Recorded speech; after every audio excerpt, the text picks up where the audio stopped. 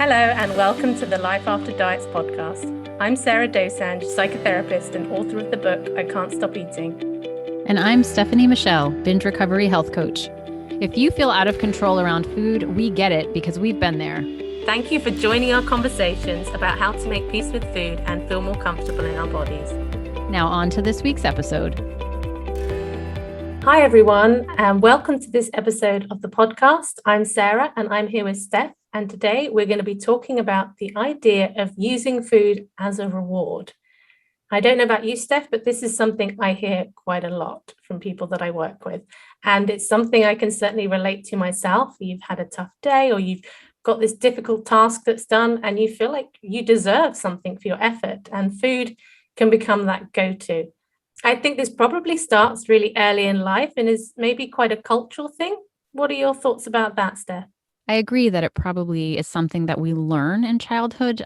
Just as a mother raising kids, I see how easy it is to use food as, even with like potty training or like rewarding kids with little M&Ms. Like this is just a cultural thing that we're doing. I don't know what it's like over there, but this is how it's been actually taught to me by my pediatrician, that, we use these ways of rewarding behaviors with food.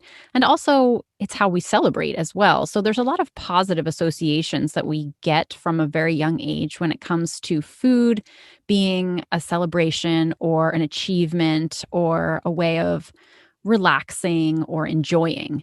And it makes sense to me that as we, move through life and into adulthood, that we continue to have those associations, and they're like a welcome, like they're just such a sense, they can be such a sense of release at the end of a day in ways that are actually positive. But I think what happens is that phenomenon has been really manipulated and demonized by diet culture, where we may have an inclination to use food in a productive way or in a resourceful way that may be completely appropriate, but it's become really shameful to do that. And I think that's actually compounding the problem. And we're crossing over from using food in a way that maybe makes a little bit of sense into I'm now eating because I'm feeling guilty that I'm eating. Mm-hmm.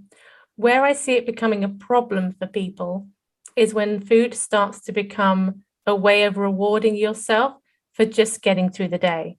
You're giving, and there's no or very little opportunity to take back for yourself. I think food can often fill that hole for people. And if that's happening every day, a lot of people are not happy about that, because there's all these other hours of the day when life feels hard and you're looking after other people all the time. I also wanted to ask you whether you think there's a difference between food as a treat and food as a reward, and how you might understand the nuance between those two concepts. I have to be honest, I never strongly related to food as a reward. I never had that association with it necessarily, but I do understand it as something like enjoyable that I'll use as a treat. And I don't use the word treat as in like this, once in a while thing I get to do in this sneaky way. It's more of sometimes I just really feel like food will hit the spot. And in that sense, I welcome it. And I'm now I'm in a place where I know I can welcome that and completely be inside of that experience in a way that feels good to me. It doesn't feel like something I am doing in this chronic way where it's being used as an emotional outlet in any way. Sometimes it just feels nice to have a dish of ice cream or some chocolate after lunch. Like I do that and it tastes good and I'm present with it and it's delicious. But when we're talking about it as a reward, like I've made it through the day, I do hear that a lot. I think that's where there's not enough outlets for ourselves in other ways. And food is just so easy. It's there. I mean, it's quick, it's accessible, it's convenient in a way that's other forms of taking care of oneself or just down regulating from a busy day of lots of tasks and to-dos isn't available. Like we don't have other ways that's necessarily as easily available. And so I think that can quickly turn into using food in this almost habitual way when we can't quite get out of it.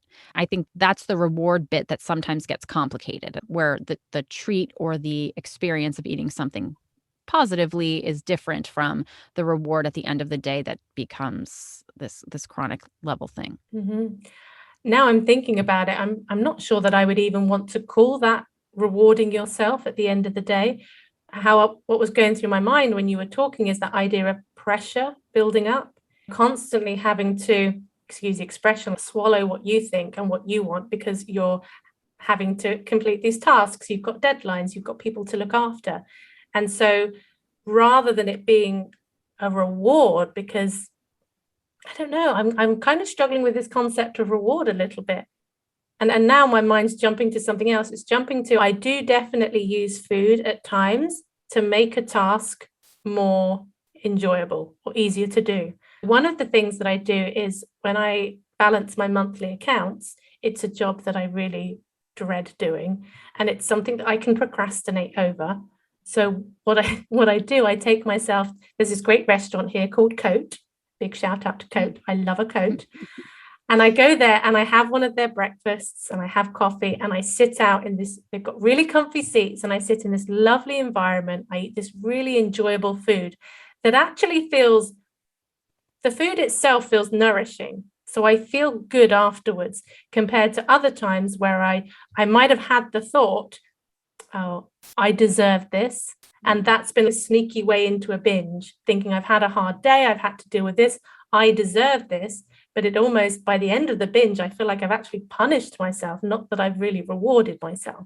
I think what you just described was an experience when you're talking about the restaurant. Like you're going to the restaurant, you're sitting, I don't know, I pictured you sitting outside. Is it outside?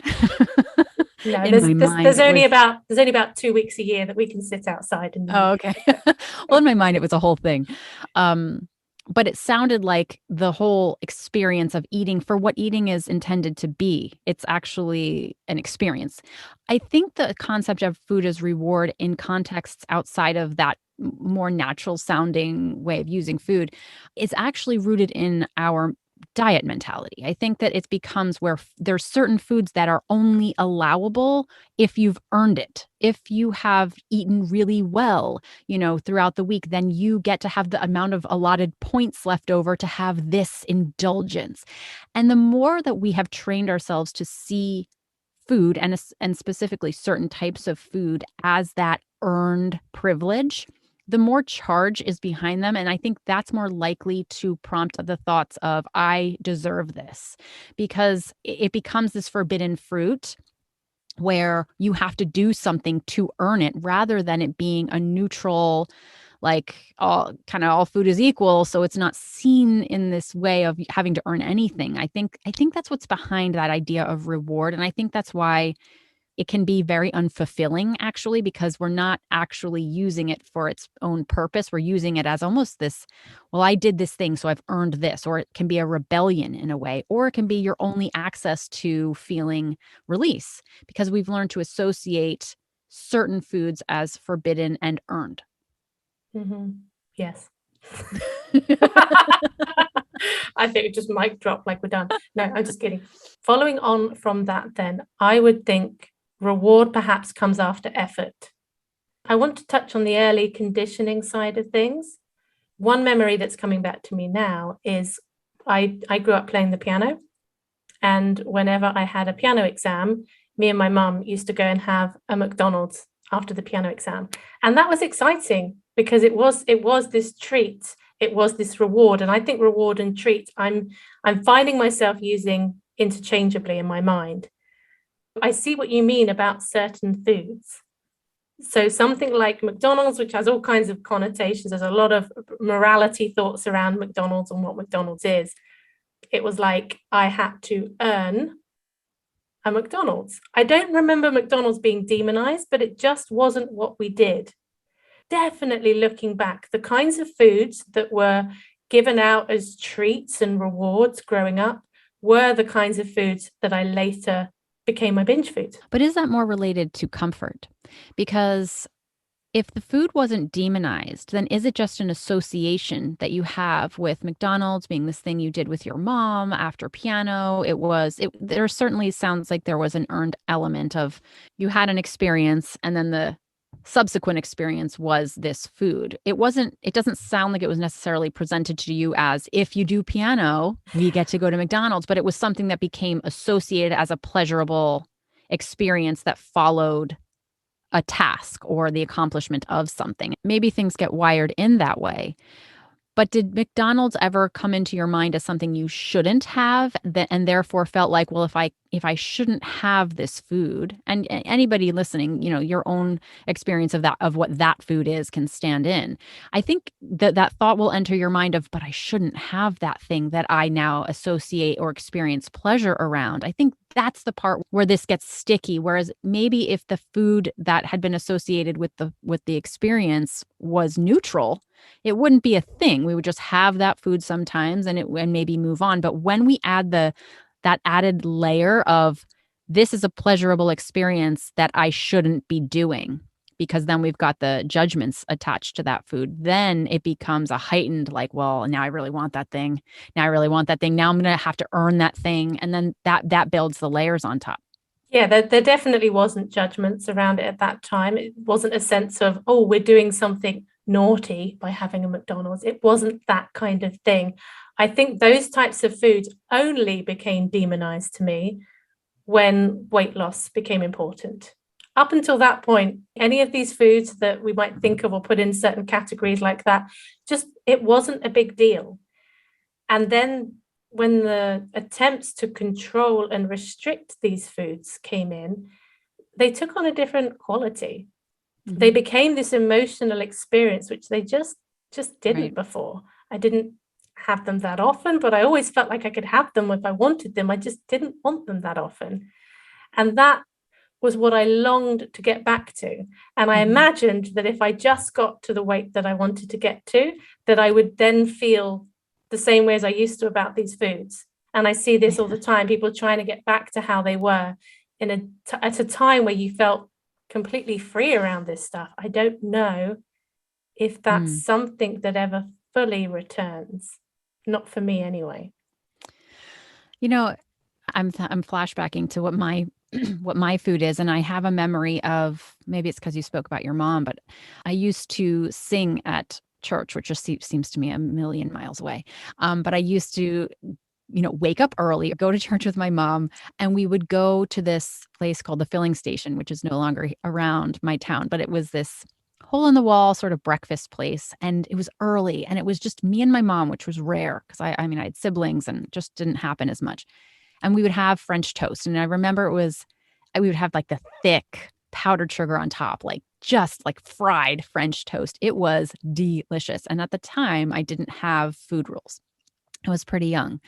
And I remember this, and French toast is now my favorite, like, breakfast food. And I went through a period of, okay, I'm no longer allowed to have French toast. That became a bad food, especially the thick kind with powdered sugar. And so it became something that when I would think about binging, or when I would imagine myself being, having breakfast, if it was the way I really wanted breakfast, it always included French toast, but I wouldn't have it. So French toast became this thing for me that was then associated with something I would have to earn through exercise in particular, or saving up enough clean foods, where I would be able to one day indulge in something like French toast. After my recovery process, and, the way that I feel about French toast now is I had a lot of French toast as I recovered. I on purpose had that French toast because it was something so forbidden. And I now have a really neutral, I love it, but it's not something I feel like it's out of my reach, that I have to wait for a reward system to have it. So now I have French toast sometimes, and it's great, and I enjoy it. And I still do think of my mom. I do really have that association that feels still emotionally relevant to French toast. So it's not like I had to take emotion out of it. I still have it, but I don't feel like when I eat it, it's like, and it's something that has to be only at certain times and not in the context of emotion at all. Like, I feel free to eat French toast, think about my mom, have good memories, eat it with my kids now, and feel like this is part of an entire emotional experience. But I also can have it on like a Tuesday, and it doesn't have to be this coveted singular experience anymore. And so I think that when we're talking about adding the rules layer, that's what I really do think that this is part of what gets in our way. Mm-hmm. But now I'm thinking about how food is supposed to be a rewarding experience. The reward pathways in the brain respond to eating. It drives us to eat. The whole reason why we have such strong appetites is because we get a reward. I'm talking neurological level reward. I also think this is why, and I don't want to go too much into this subject, it's for this podcast episode anyway, but why people talk about feeling addicted, because anything that can hijack or affect the reward pathways in that way can become a compulsive behavior, can have that kind of cycle to it. And there are certain foods that we know that do seem to have or stimulate the reward system in a stronger way. And I think that leads some people to feeling out of control. Because when your brain knows that it can get this kind of reward from a particular type of food, taking morality out of it, it may still be more drawn to that kind of food. And you're getting in a fight with that part as well. I agree. It comes back down to what I call the joy reservoirs. And I experienced this too, where my world had become so narrow because food had become the reward that I had basically eliminated most other sources of reward and pleasure because food became the thing, which it can. You're right. There's a neurological basis for food as reward, and that our brains are wired to pursue what feels good. And so food feels good because we need it. And this was survival. But I think that we can, whether this is through feeling ashamed of our bodies or ashamed of our food relationships. I know for me, my world got smaller and smaller the more that I controlled my food and felt a need to control my body because everything became so dependent upon that. And I stopped socializing as much. I stopped engaging in my hobbies. I got depressed. And I think depression is maybe a component of this too, of this conversation, because the more that your world closes in and food remains the sole way of feeling reward and the pleasure that we get from rewards, the more we'll come to depend on it. And so it's becomes really complicated because when our world is narrowed to feeling like food is the only reward that we have, we're of course going to seek it and we're going to actually need it more and more. And then it's about, okay, well, how do we work backwards here? And how do we reintegrate things so we have more of a source of joy? We have other sources of accessing that feeling of contentment or happiness or pleasure that we can spread it out. And food doesn't have to be, the thing that's solely responsible for providing that to us. I'm now thinking that we've got these bodies that are always trying to get us in balance. From this neurochemical point of view, when you were talking about like that idea of taking joy, taking the reward and pleasure out of other areas of your life, whether food, then the drive for food increases because it's one quick way of trying to balance it out. There's a cost to it because you're going to crash back down again, but it's this attempt. And it's now making me think of this idea that I really believe that most people who are struggling with binge eating, they're trying to take care of themselves. It's all dysregulated, but even the binging, for whatever reason is coming on, is trying to take care of you, of something, trying to get you into some kind of regulation. Yeah, and I think a helpful antidote, I guess, when we're talking about, okay, this might be why this is happening, this is the phenomenon that's taking place. What do we do? What do we do if we're stuck in a cycle where food is really strongly associated with feeling good and it's hard neurologically even to break that loop? And how people get caught in this trap of, I need to fix the food stuff before I go out and engage with life. And it's almost like your brain, your neurochemistry will not let you do that because it's trying to bring you back into some kind of balance. You can't remove the food without something else being there. And I don't mean this is in like swapping it for another compulsive behavior. People say, I want to lose weight, I want to feel better, then I'll go out and live my life. And I think I definitely experienced this for me. It needed to happen the other way around. I had to be willing to go out and engage with life even though I felt like I was so messed up around food and I was having such a difficult time with food, I needed those moments, that respite, that contact with other people, that doing new things as well, because our brains can crave novelty. That can give us a neurochemical boost, doing something new.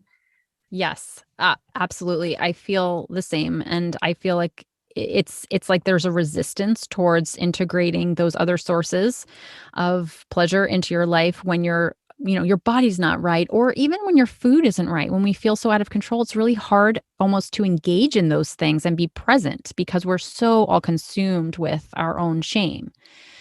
But that ultimately it is this way of, and we've talked about this with binging, and when the restriction stops, the binging stops. It's the same sort of idea of this counterintuitive, what has to come first in order to start rebuilding.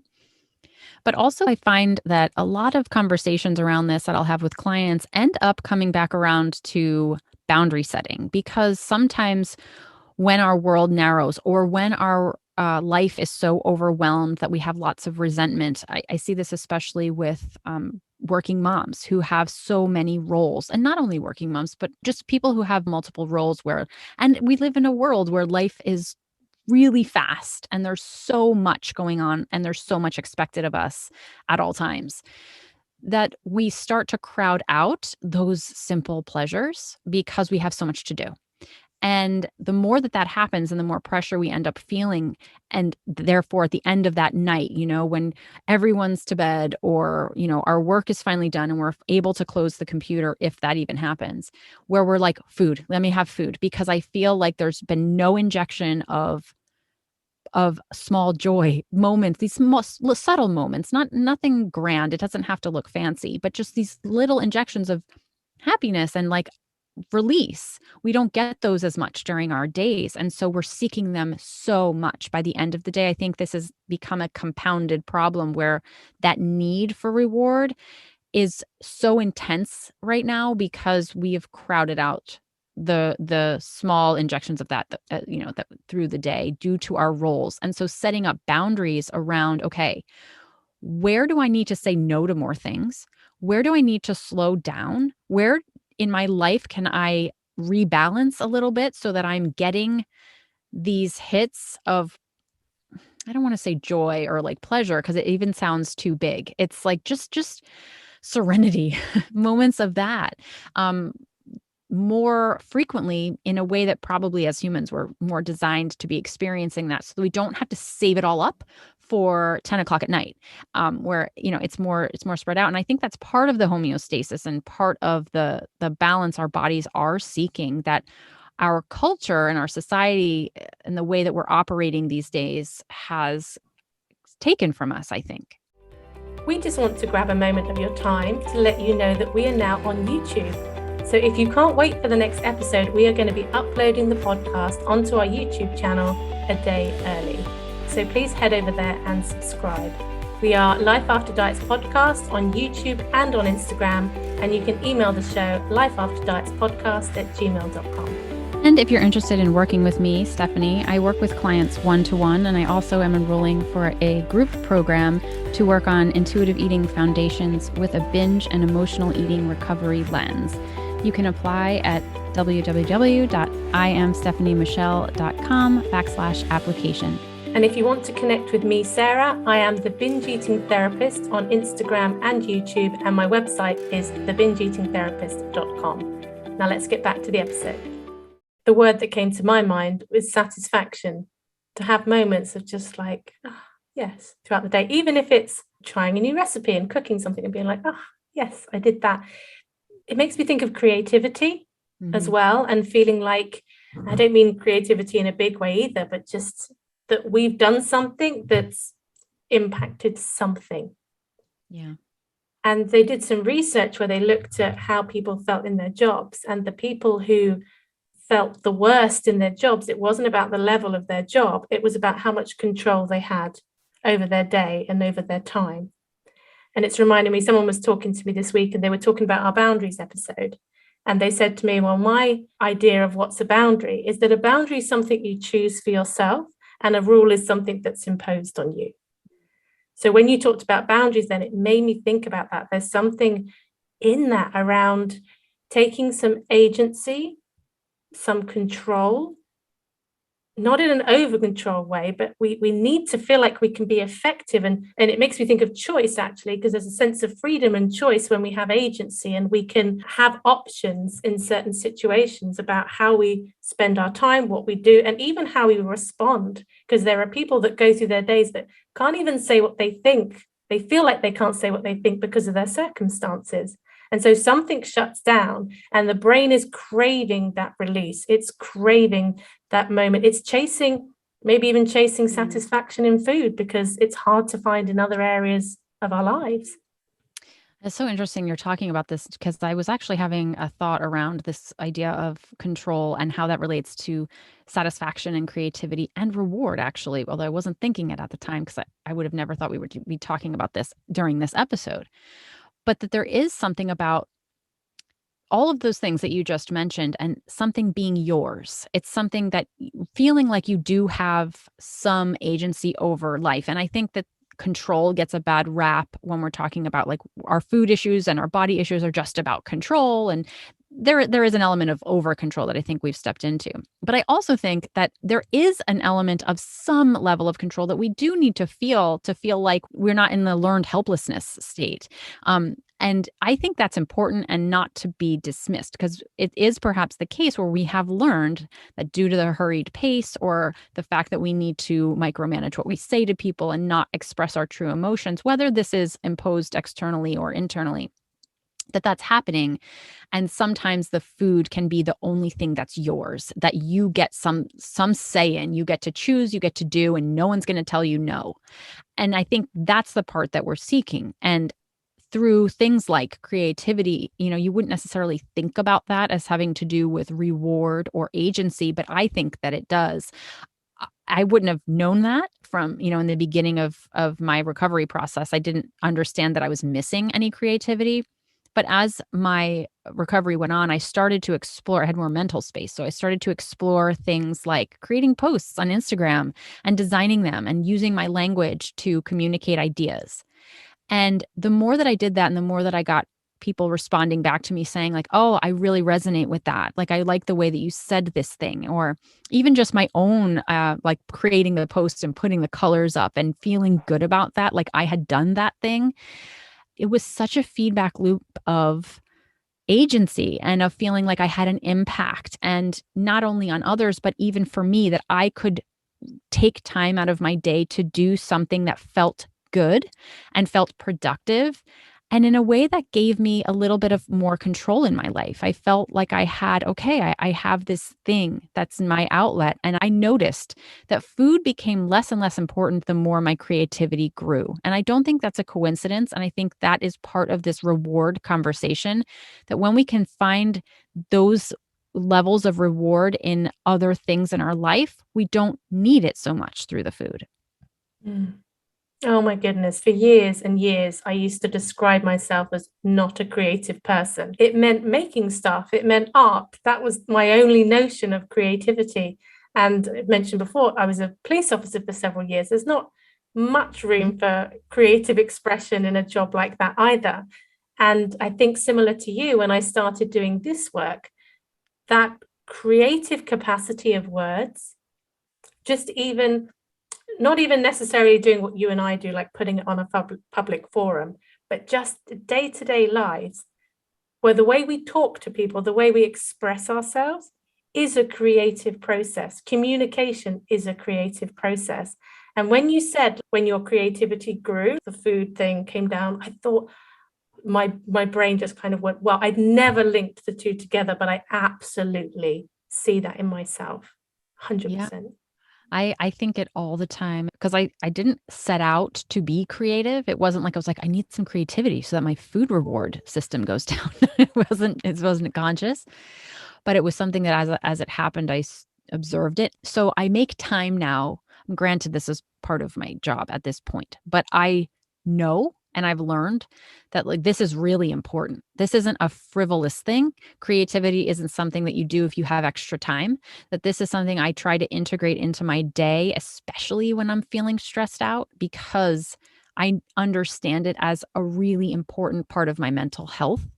And so maybe the question isn't so much, how do I stop eating food and using food as a reward, but more, how do I invite other things into my life that can give me a similar fulfillment? Like what are those things? And it's hard. It's a really hard question if you're coming from, I don't even have a clue. I don't even know myself anymore. I've just been dieting for a long time. It's hard, but going back to things that put you in a flow state where, what are those times where you feel like you forget about time, or you just feel really in the moment, present. You're not thinking about other things. You're not worried. Your mind's not going. You're just in it, those experiences. And sometimes thinking back to childhood can point us more towards what sorts of things would get you in that place. And then just gaining more awareness around that and starting to pay attention to those times of your day, even if they're just for a few minutes at a time. What are you doing? And what is the pattern there? Asking life to, and then asking yourself to start to follow those leads more and see what happens and where that takes you over time. Again, this is not an overnight process, but I think once we start paying attention, these things start to come into our lives and we say, I'm going to follow this one. I'm going to do this thing. I'm going to make time for this activity because it's giving me this sense of satisfaction that I have been lacking. I'm thinking that the biggest block to creativity is probably perfectionism. That idea of I don't want to have a go at something new unless I know that I'm going to be good at it, or even unless I know that I can do it. I can remember I wanted to start a YouTube channel for a couple of years before I actually did. I even had a go once and then just shut the whole thing down after one video because I watched it and hated it and got all stressed out about it. And it was actually something that Brooke Castillo says in her podcast. She talks about being willing to put your B- work out there. That idea it's okay to get better while you're doing it. Mm-hmm. And for a lot of people, that's not necessarily going to be on a public forum where people are going to leave comments and tell you what they really think because it's the internet. But it's our own voice in our head, really, that is the trickiest one to manage, right? So that was something that helped me, was to keep coming back to that, because unless you're willing to do your B- work, chances are you won't be able to do anything. Mm-hmm. You'll be paralyzed and in indecisiveness. Okay, so all of this considered, all of these factors that we've talked about, which maybe were seemingly unrelated at the beginning of this episode. I didn't know that they would come up. But let's go back to the person who has a really long day, has a lot of responsibilities, a lot of things going on, sort of from the moment they wake up until the moment that they, stop working at the end of the night. It's almost like a blur. And there's that final moment where they're like, okay, it's late. I want to turn on the TV. I need to eat some food. And this is my time for me. This is my self-care. This is my reward. I've earned this. It's been a long day. How does all of what we've been talking about factor in here? What happens? What is this person to do with that feeling of I chronically need something for myself at the end of the day, and it just feels compulsive? I feel like you can't ask me to stop because I don't want this taken away from me. How much pain is it causing you in your life? Because if you want to come home and that's how you choose to switch off, and that's okay, or it feels like that's what you've got right now, I don't want this to sound like there is this moral obligation to, if you are in this situation, you shouldn't be eating this way, you shouldn't be using food like this. It depends how important it is for you to change this. And I would want to ask about the willingness to look at other areas of your life. I know that there's still going to be a lot of that may be beyond your control. The first place I would encourage people to look is, where can you say no? Where are you not saying no that you need to say no? I sometimes kind of tease my clients a bit with, you can say no to everything. Like, you can say no to feeding your kids breakfast. You can do that. Let that be an option. And then check in with yourself and your values and then ask yourself, do I want to not feed my kids? And then chances are it's what you would choose to do anyway, even if it does feel like a chore and a pressure in the moment. And you can go through that situation by situation. What are the demands at work? What are the expectations that you are putting on yourself that others aren't necessarily? Often when I dig into this stuff with people, they are putting a lot of extra expectation on themselves, that they assume other people expect this from them. And when you first start saying no to people who are used to you saying yes, got to be ready for that pushback. It's okay. It's normal. That's what they're supposed to do. They're figuring out what this new dynamic is. Those would be my initial thoughts. Over to you, Steph. It's funny. There's a TED Talk. I don't know if you've ever seen it, of somebody who started saying no to somebody every single day. Did we talk about this already?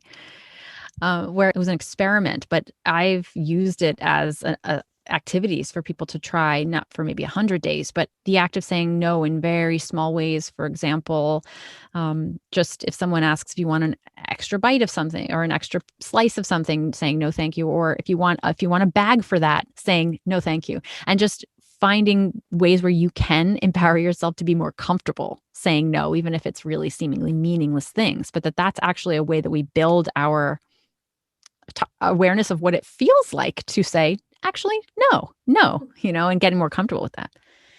It's something, when we're talking about this hypothetical person who's coming home and using food this way, right? And you're asking about the pain to reward ratio. I think a part of this is also recognizing what's serving you in the short term and what's serving you in the long term. And I want to be careful because, of course, no one is choosing to use food in an unproductive way. And oftentimes it feels like, well, I of course, I would love to not be doing that. This isn't a choice. I just feel like this is a compulsion. And so I want to be mindful of respecting that there are situations in which we feel out of control in this sense and that we can't stop it, especially if restriction is at play. And if it is, you're not going, then we've got another layer we're dealing with where it's not just about the food as reward. It's actually about the biological or psychological drive towards food. Assuming that restriction piece is resolved and now we're just left with, I just have this emotional association of food as reward, then you can bring into question, looking at this and having a conversation with yourself around, is this actually rewarding, or is this an impulsive need to experience pleasure in the short term? And that's the piece where I think we've been talking about, where if our well is dried up of having access to feelings of pleasure and release, then we're going to, every time we're going to go for that impulsive hit because it's urgent. We need it now because we don't get it. The more we can start integrating through boundary setting, through exploration of creativity, the sources of these joys that are more spread out throughout the day and throughout our lives over weeks, over months, over years, then the urgency of fulfilling that need in the short term right now without any thought of how this is serving me in the long run will decrease. And I think that it's kind of an indication of where you might stand on that. So if you feel that you need something right now, and I don't care about later, I just need it right now, I think that speaks more to, okay, there's definitely a lack somewhere else, or there's something to build up outside of this. Because once that starts to build, and once the methods by which we are experiencing space in our life and saying yes to more things and having the presence of satisfaction more varied throughout the day, the less the urgency is around the food. And I think it can be like a bit of a canary in a coal mine to tell you, how intensely is this need being fulfilled right now? And how does that speak to the general access we have to this anyway? Mm-hmm. Well, I think we've given people quite a lot to reflect on, and thinking about what the main takeaways might be for people listening. What do you think has been one of the takeaways from today? Well, definitely reflecting on the beginning of the episode where we mentioned that sometimes there's the shame that diet culture and diet rules have created around the experience of actual productive pleasure around food, and how that could be added layers to experiencing release and pleasure around food that might feel completely appropriate. I would also like people to have a think about this idea of creativity, because I think there might be other people out there as well who just think, I'm not a creative person, it's not. But I would like people to have a think about creativity, because I'm sure there are other people out there who think that I'm not a creative person. And yet we live these lives that are created through how we navigate our way through the world. So thinking at the small and micro level about how we can create something, how we can have an impact and an influence in the areas of our lives in a meaningful way, meaningful to us, that is. I'm not talking about for other people. That's what I'd like people to think about. Yeah. And how that is related to feeling that sense of reward. Like that is its own reward. And also, I think, as a final note, to consider what boundaries and saying no, where that's relevant in life, as a way to diminish the experience of feeling like we need a reward because we're not getting seen or heard in any other way, is another, for me, one of the biggest takeaways of this conversation as well. So, all right, Sarah, thanks for another riveting conversation, and I look forward to seeing you again next week. Thank you, Steph. See you next week. Bye.